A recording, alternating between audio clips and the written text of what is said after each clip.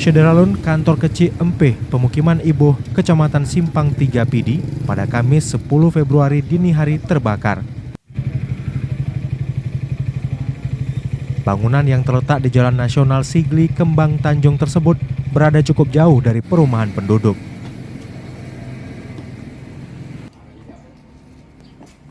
Dari keterangan kecil, kantor kepala desa tersebut sudah 1 bulan diputuskan arus listriknya.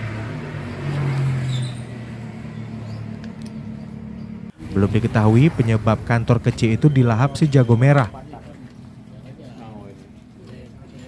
Polisi masih melakukan penyelidikan dengan menurunkan tim Inafis dari Polres Pidi dan bangunan tersebut telah dipasangi garis polisi.